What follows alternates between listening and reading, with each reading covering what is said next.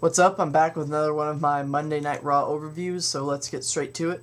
First, we had Vicky Guerrero. She came out into the ring and started her a little speech about how the championship title had been taken away from Edge and how her life was being ruined by CM Punk because, as you know, he won the World Heavyweight Championship week before on Raw. So she pretty much says that she wants CM Punk to come out and surrender the title to her and apologize to her by pretty much getting down on his knees and begging for her apology, because she says that he ruined her life, and basically just recaps what happened on SmackDown. If you saw SmackDown, or if you've just been reading internet news about wrestling, you know that Edge told Vicky on SmackDown that their wedding is kaput, over. So, which I am happy about, by the way.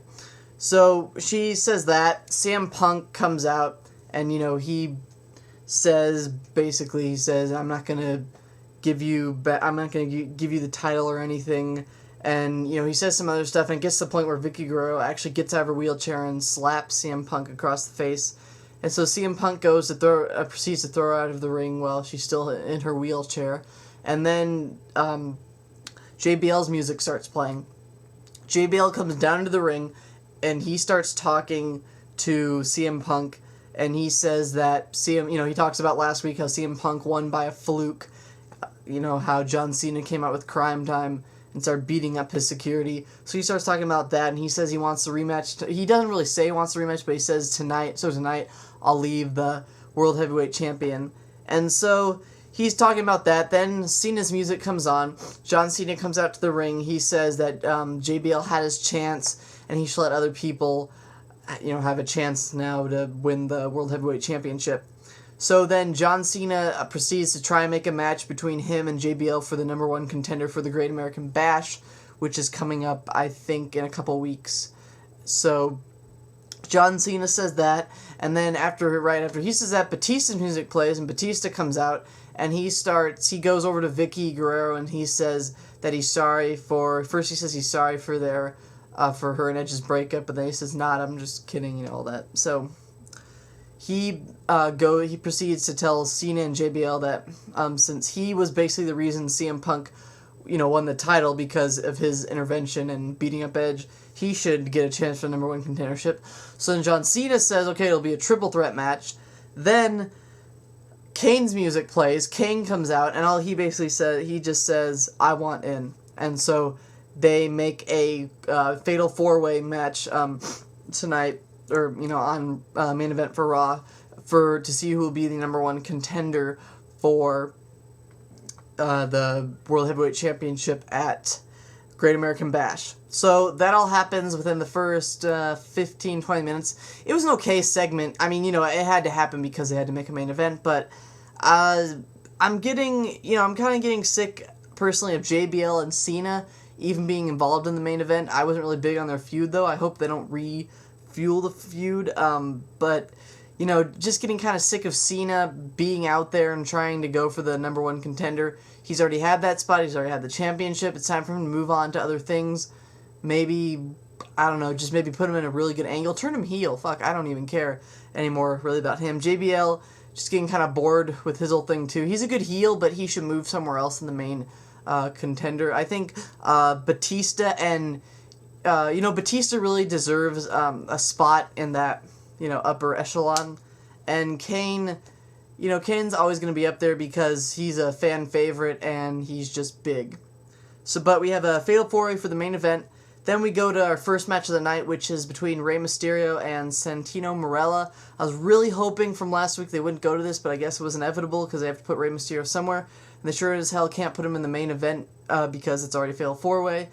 So, that's the first match of the night.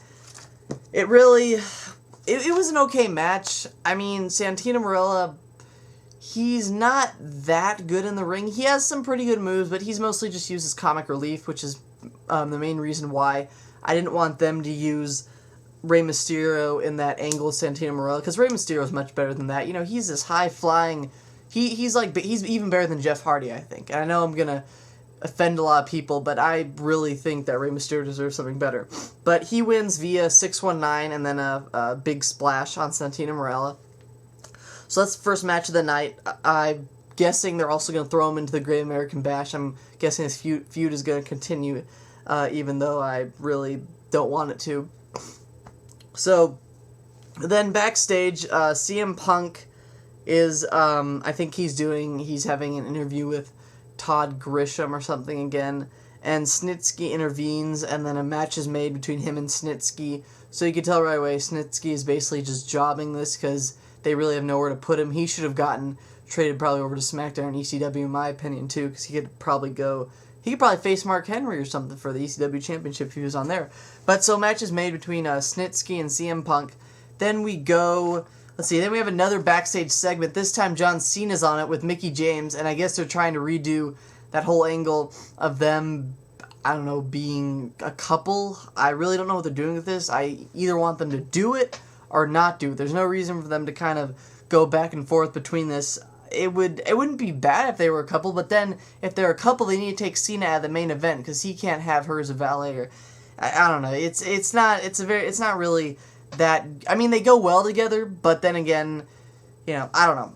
And then also Kelly is there. She recently got drafted to Raw in the supplemental draft, and so they kind of play off her whole how she's a dumb blonde and everything. And then after that, there was a second match of the night. It was Mickie James with, I guess, Kelly and other people. At this point, because for me, I'm sorry if this sounds this is probably pretty boring right now, but this night really for me was not a good night for Raw. Really, if I had to rate this show on a 10, I give it about 4.5, 5 if I'm being generous. Because this really isn't one of Raw's best shows.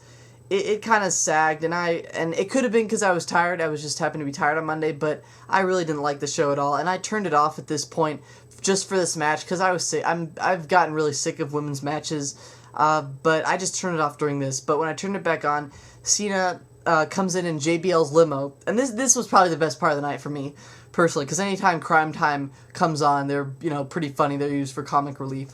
They're a babyface comic relief, where Santino Marella is a heel comic relief. So Crime Time comes in with John Cena, and they proceed to destroy JBL's limo. JBL is out there too.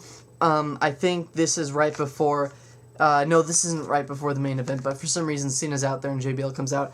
And then him and Crime Time proceed to destroy JBL's limo, which was a pretty funny segment. I'm not gonna lie, that was pretty funny to see Crime Time destroy the limo, and they proceed to graffiti the limo. Cena writes CTC. I'm not sure if that is, Crime Time Cena or what that is. And then Cena writes JBL is poopy or something. What the fuck? That really kind of made me mad because, I mean, sure, you don't want to curse on live TV, but JBL is poopy. Couldn't you write JBL as a piece of crap or something and get away with that? But I guess it's Cena going for his whole family-friendly kind of bullshit or whatever. But so nevertheless, that is a pretty funny segment. It's probably one of the most entertaining things of the night. Although the Fatal 4-Way match wasn't too bad. Then you have a third match: CM Punk versus Snitsky. Really straightforward match. CM Punk wins via GTS. And so of course Snitsky is jobbing. I think right after that, never mind, that's a different match. But so basically Snitsky is jobbing. Of course, CM Punk keeps the title. It's a non-title match.